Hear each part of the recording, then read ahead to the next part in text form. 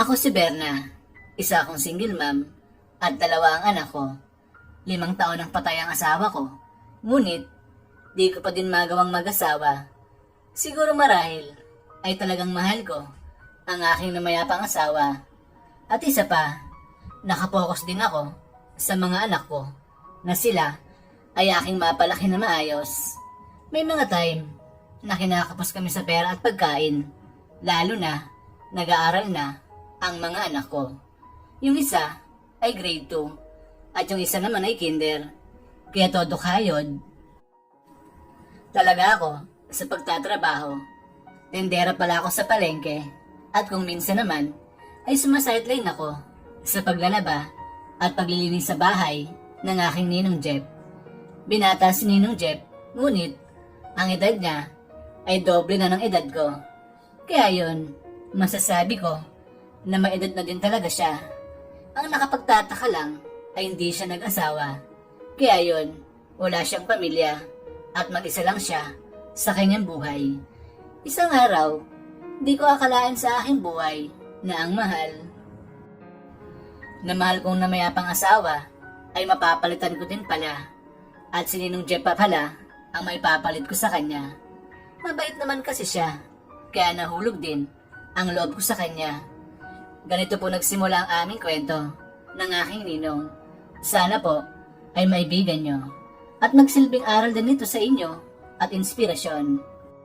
7 PM ng gabi, kakauwi ko lang galing palengke. Kaya naman, pagod na pagod talaga ako noon at wala ako sa mood makipag-usap. Ngunit, di ko akalain. Pag-uwi ko noon sa bahay, ay andun pala ang aking ninong Jeff. Nilalaro niya ang mga anak ko at mukhang may binigay na naman siyang laruan at pasalubong dito na mga pagkain. Kaya dahil doon, ay bahagi ako napangiti at gumanda ang mood ko. Andiyan ka na pala, Berna. Mukhang pagod na pagod ka. Kumain ka na muna. May dala akong pagkain dyan para sa'yo.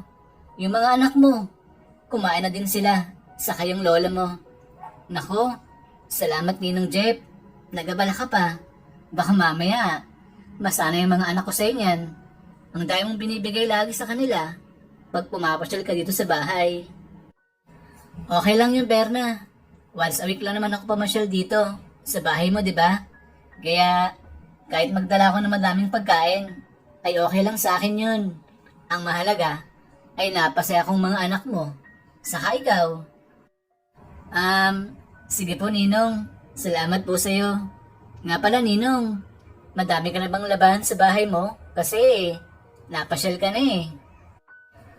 Oo Berna, medyo madami na nga sila. Kailangan na kita dun. Pwede ka ba bukas ng gabi? Sige Ninong, pwede naman ako nun. Kailangan kong kayanin para sa kanila. Pag bumigay ako, wala. Kawawang mga anak ko, Ninong. Sige, Berna.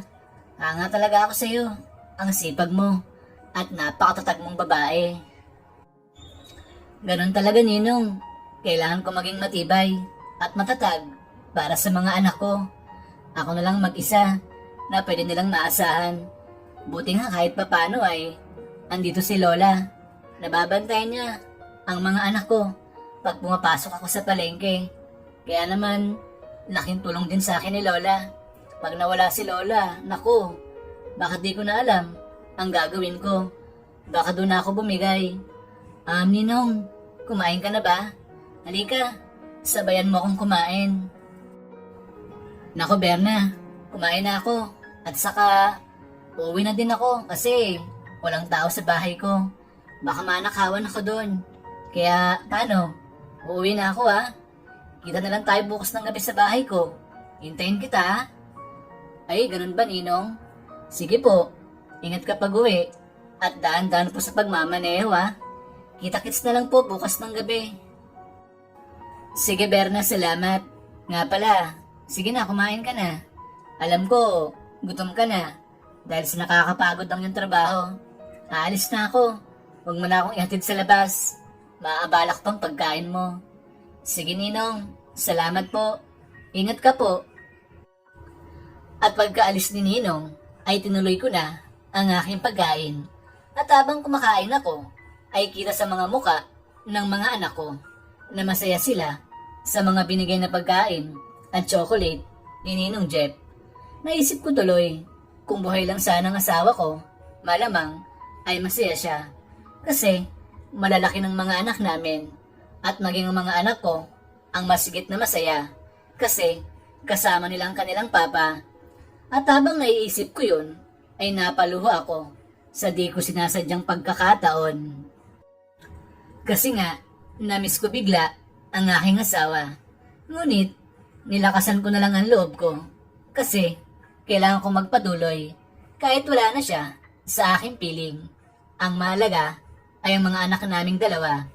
Lumaki sila ng mabait at maayos. At higit sa lahat ay may takot sa Diyos. At ang tapos na akong kumain, ay agad ko nang niligpit ang mga pinggan. At pagkatapos ko yun maayos, ay pinatulog ko na ang mga anak ko. Kasi bukas ay may pasok pa sila sa school. Kaya bawal silang mapuyat na dalawa. At nang tulog ng mga anak ko, ay nagpahinga muna ako sa sala.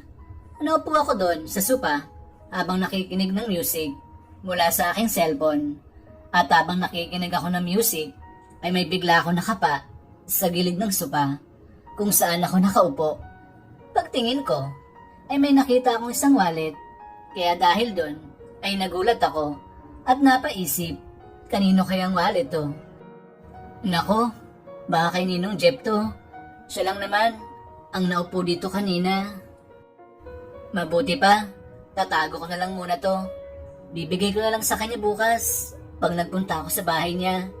At pagkatapos nun, ay muli akong bumalik sa pakikinig ng music. Ngunit, habang nakikinig ako ng music, ay may parang nag-udyok sa akin na tingnan ang wallet ni Ninong. Kaya naman kahit bawal yon, ay nagawa ko na siya. Agad kong binuka ang wallet ni Ninong. At pagtingin ko doon, ay nagulat ako sa aking nakita. Kasi bukod sa madami yung laman na pera, ay ang kinagulat ko talaga doon ay yung makita ko yung pictures ko sa wallet ni Ninong. Kaya naman dahil doon, ay napaisip ako, paano kaya nagkaroon ng pictures ko si Ninong Jeff? Eh di ko naman siya binibigyan ng picture ko. At ang pinagtataka ko pa, ba't kaya niya nilalagay yung picture ko sa kanyang wallet? Ano naman kayang dahilan niya? Nang mga oras na yon, ay nagulo tuloy ang isipan ko dahil sa nasaksihan ko na yon. Naisip ko kasi na baka mamaya ay may gusto pala sa akin si Ninong. Ano kayang gagawin ko nun kung tama? Ako sa aking hinala, baka kasi mamaya isang araw ay bigla na lang siyang mangligaw sa akin at magtapat. Pag nagkataon, ay problema yon kasi wala naman akong interes sa kanya. At isa pa, malayong agwat ng mga edad namin.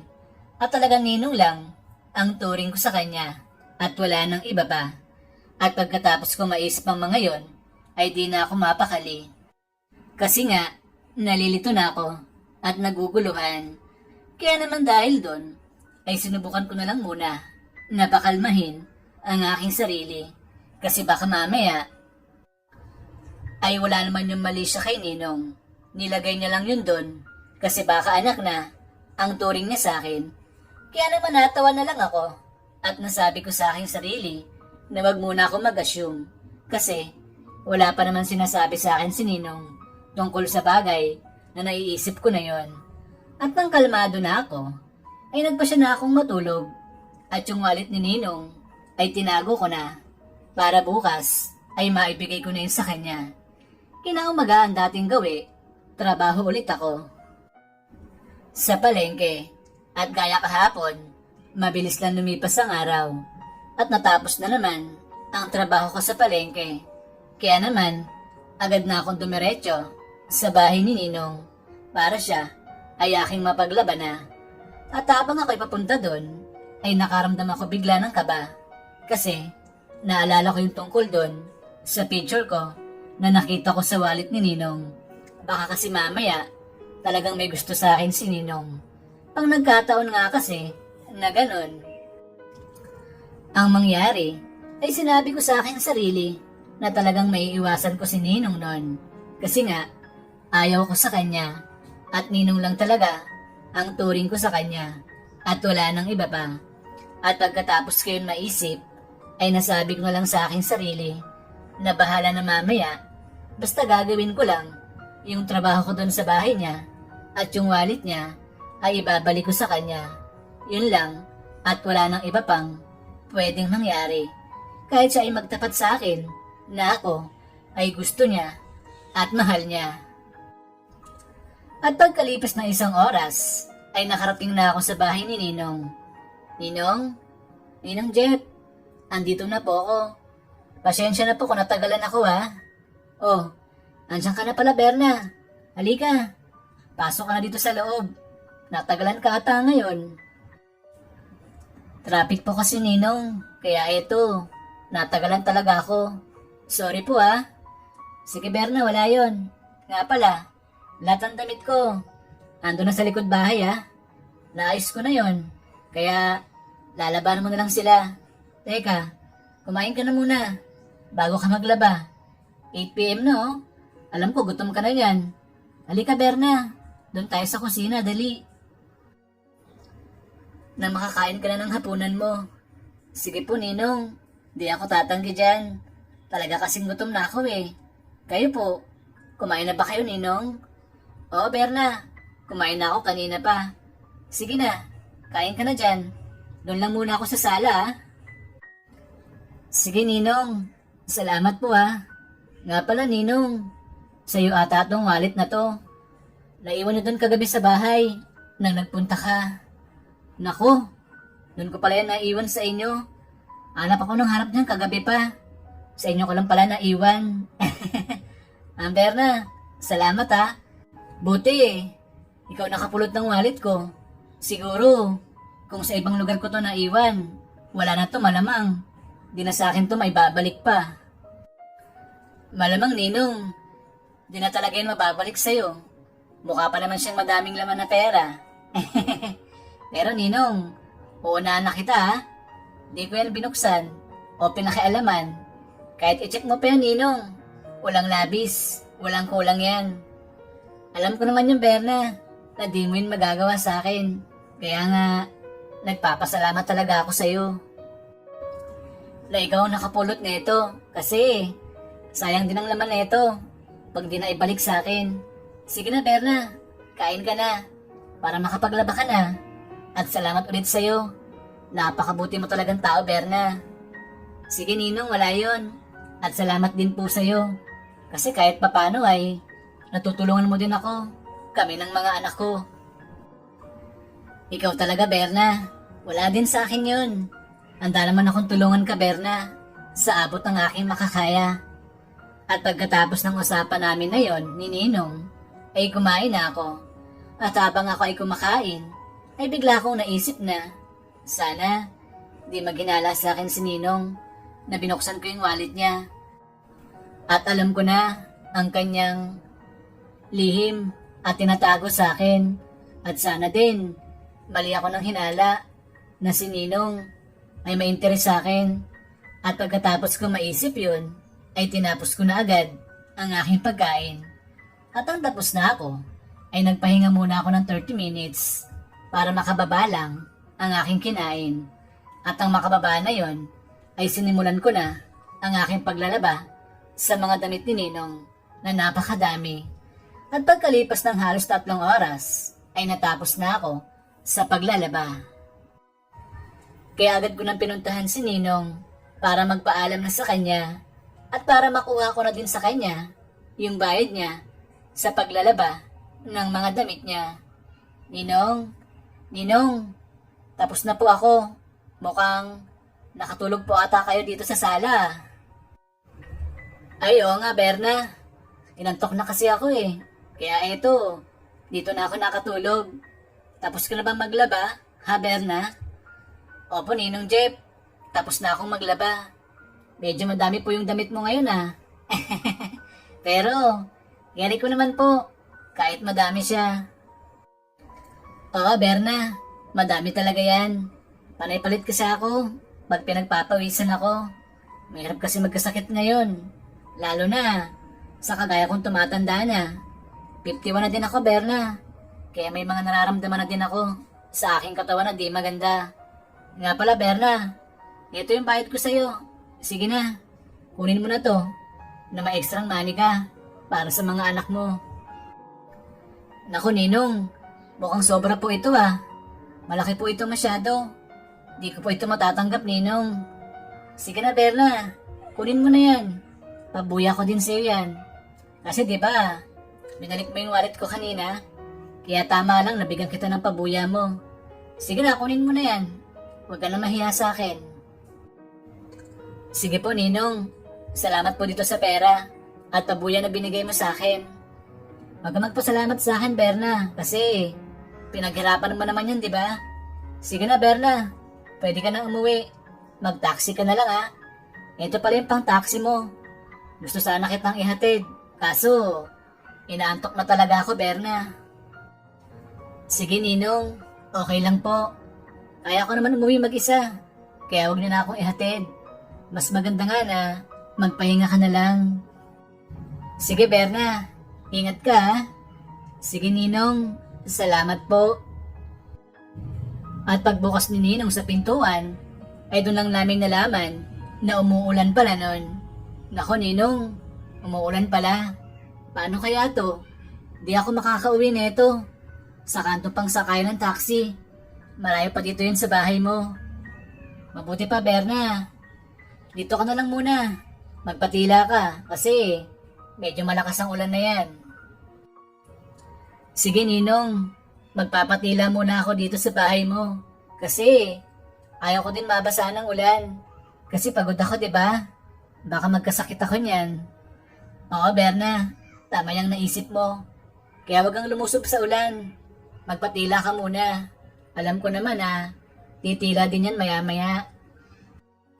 At pagkatapos nun, ay naupo muna ako sa tabi ni Ninong. Nagkwentuhan muna kami habang ako ay nagpapatila ng ulan.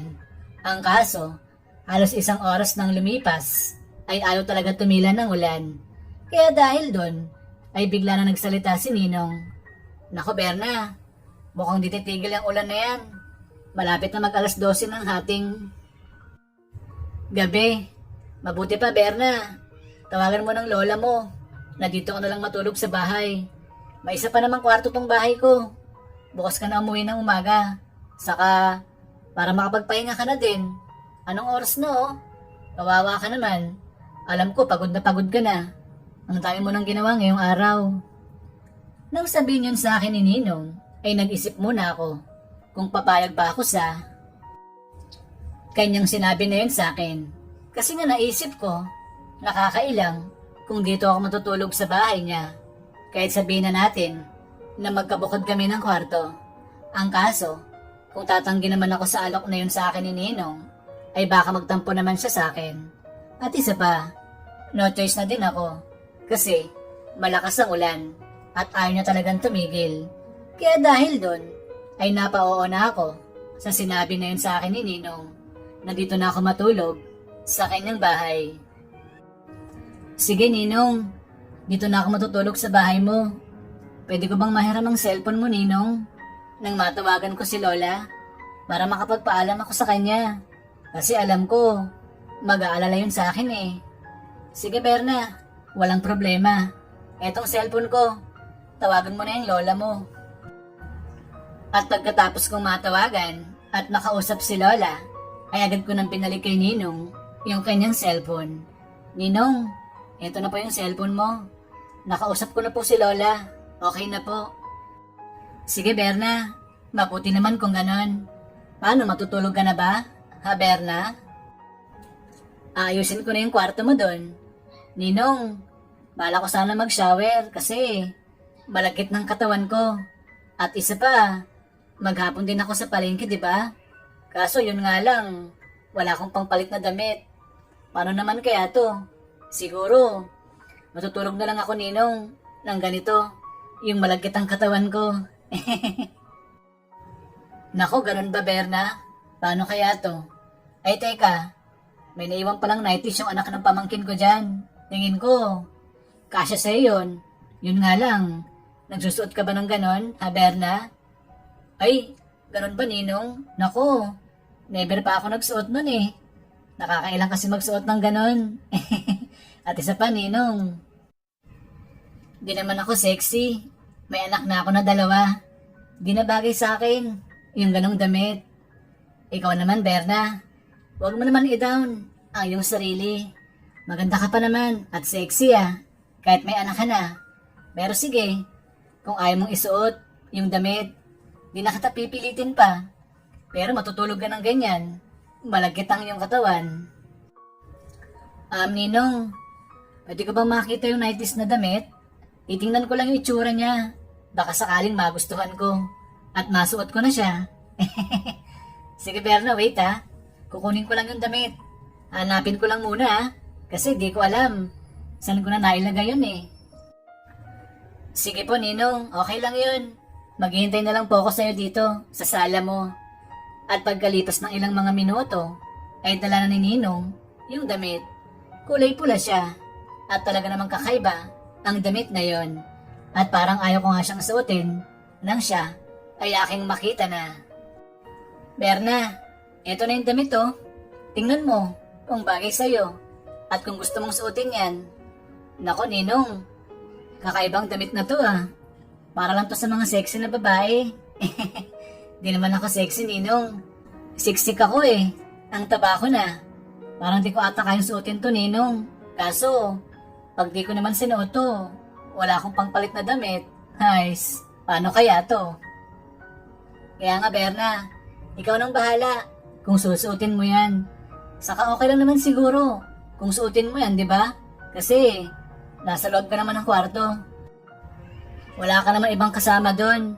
Ako kasi, pag nasa loob na ako ng kwarto ko, di na din naman ako lumalabas. Kaya kung ako sa'yo, suotin mo na yan. Papasok na din naman ako sa kwarto ko kasi matutulog na ako.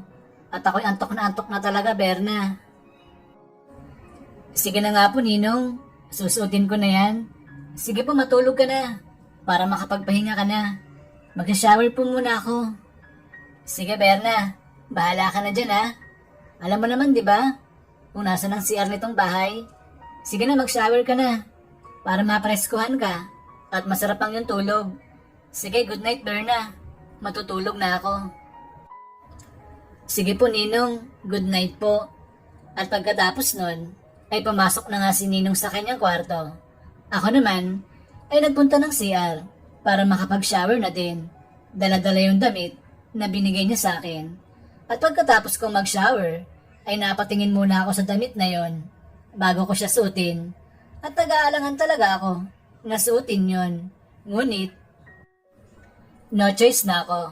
Kaya agad ko na yun sinuot kahit labag sa aking loob. At ang masuot ko na yon ay nanibago ako. Ngunit, komportable naman siya at maganda sa katawan. At ang okay na ako, bago ako lumabas ng CR, ay tumingin muna ako sa labas. Kasi baka mamaya, andun pa si Ninong Jeff. Nakakahiya pag nakita niya na ganun ang suot ko. At ang alam kong wala na si Ninong sa labas, ay nagmadali na akong lumabas ng CR at sabay pasok agad doon sa kwarto kung saan ako matutulog. At ang ando na ako sa loob ng kwarto, ay agad akong nahiga sa kama. Nang sandaling yun, ay ang sarap ng higa ko. Kasi nga, malambot ang kama ni Ninong.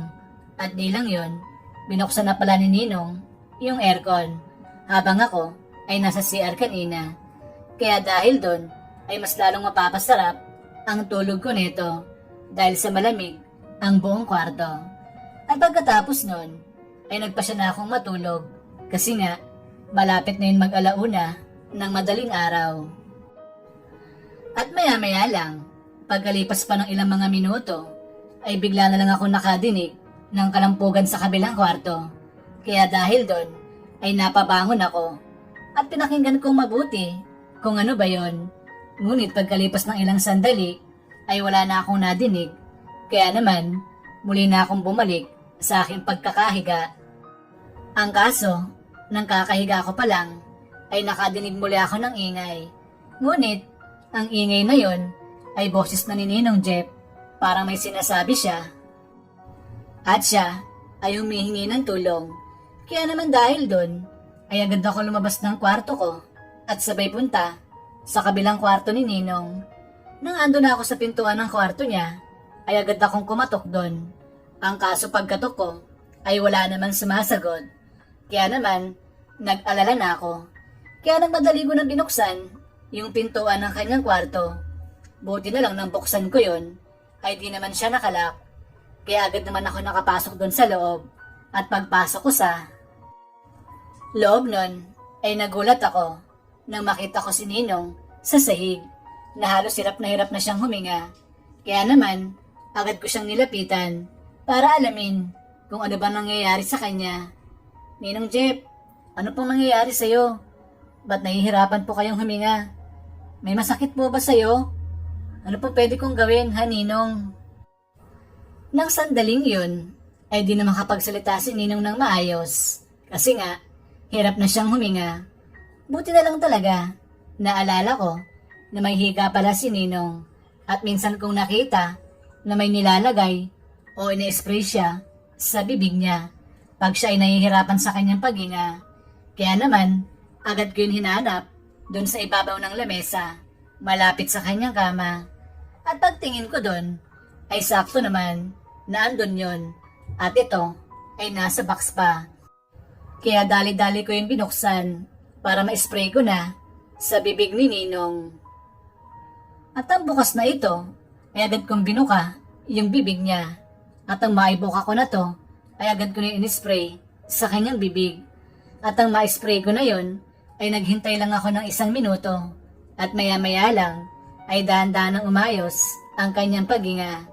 At pagkatapos nun, ay dahan-dahan ko na siyang pinaupo at sinandal ko muna siya doon sa ibaba ng kanyang kama. At pagkalipas ng ilang mga minuto, ay bigla na nagsalita si Ninong. Berna, maraming salamat sa iyo ha. Kung wala ka ngayon dito sa bahay ko, baka wala na ako ngayon. Utang ko sa iyong buhay ko, Berna. Kaya maraming salamat talaga ha. Buti na lang, naalala mo na may hika ako at nakita mo agad yung gamot na ginagamit ko. Opo, Ninong. Buti na lang talaga naalala ko yun. Kasi, minsan ko na kayong nakita na nag-i-spray niyan pag nahihirapan kayong huminga. At kayo ay inaatake ng hika nyo.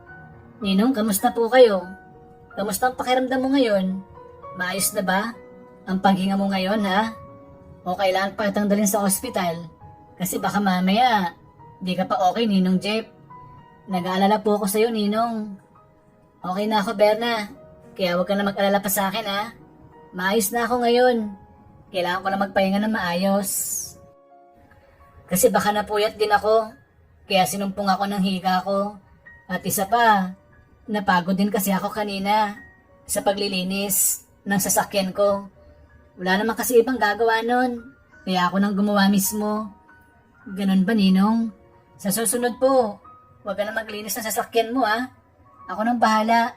Ang gumawa nun, okay? Sige, Berna. Salamat sa iyo, ha? Ang bait mo talaga. Kaya naman, humahanga ako sa iyo, tapos napakasipag mo pa. Kasi kahit nahihirapan ka na, pilit mo pa din mag-isa na tinataguyod ng mga anak mo. Ninong, kailangan kasi. Wala nang amang mga anak ko. Kaya dapat, magsipag talaga ako. Wala naman kasing ibang tutulong sa kanila, kundi ako lang talaga. Kaya ito, lahat ng trabaho na marangal ay pinapasok ko talaga. Kahit hirap na ako. Buti na nga lang, Ninong, andyan kayo kasi nakakatulong din sa akin yung binibigyan nyo na sideline. Kahit once a week lang. Yun, sulit naman siya kasi nga, malaking binibigay mo sa akin na bayad. Kaya Ninong, salamat din sa iyo ha. Ninong, ba't ganyan ka makatingin sa akin ngayon ha? May problema po ba? Nang maitanong ko yun kay Ninong, ay bigla siyang napangiti sa akin. At ako naman ay biglang napahawak sa akin bibig. Kasi nga, bigla ako naalala na nakasuot pala ako nun ng sexing damit. Kaya naman nang maalala ko yun, ay bigla ako nahiya kay Ninong. Berna, bagay pala sa'yo yung damit na yan. Napaka-sexy mo pala. Pag ganyan ang suot mo. At saka, lumalabas ang kagandahan mo. At ang masabi sa akin yun ni Ninong ay nakatitig siya sa akin. Kaya naman, mas lalo ako nahiya sa kanya. Kaya naman, ngiti na lang ang naisagot ko sa kanya nun at saka na ako nagpaalam sa kanya na ako ay babalik na sa aking kwarto para makapagpahinga na at matulog. Ninong, salamat po sa papuri mo sa akin ngayon. Mukhang okay ka na po, di ba? Babalik na po ako sa kwarto ko. Inaantok na din po kasi ako eh. Saka, maaga pang pasok ko bukas sa palengke. Teka, Berna, mamaya ka na umalis. Wag mo naman akong iwasan, no? Alam ko, Berna, naramdam mo na gusto kita. Pero binabaliwala mo lang yun. At yung wallet ko, Berna, sinadya ko yun iwan dun sa bahay nyo para makita mo na ang laman ng wallet ko ay mga pictures mo lang. Alam ko, Berna, na tiningnan mo yung loob ng wallet ko. Ramdam ko yun. Kaya sana, huwag ka maglihim sa akin.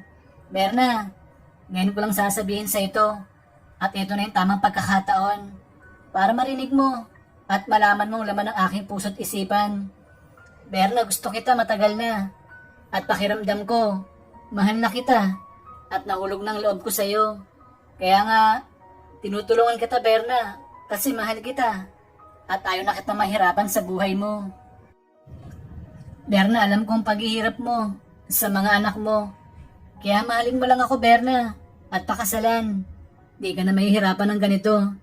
Secure ng buhay mo at ang buhay ng mga anak mo. Mahal ko din ang mga anak mo at hindi ko din sila pababayaan. At ituturing ko na din sila na tunay na anak ko. Handa ako maghintay, Berna, kung sakaling di mo ako kayang tanggapin ngayon. At ikaw ay naguguluhan pa sa aking mga sinasabi sa iyo ngayon. At pagkatapos yun masabi sa akin ni Ninong, ay bigla niya ako niyakap na mahigpit at sabay tuka sa aking labi. Kaya dahil dun, ay nasampal ko si Ninong ng malakas at saka ko siya natulak at sabay sabi sa kanya ng salitang to, Ninong Jeff, maiya ka naman sa sinasabi mo sa akin ngayon. Ang layo ng agwat ng edad natin. Saka, ba't mo yung ginawa sa akin Ba't mo ako tinuka sa aking labi? Ninong ko po kayo. Sana po hinintay niyo munang sagot ko bago niyo ginawa sa akin ang bagay na yon. Saka nangako po ako sa namayapa kong asawa na di ko na siya papalitan pa.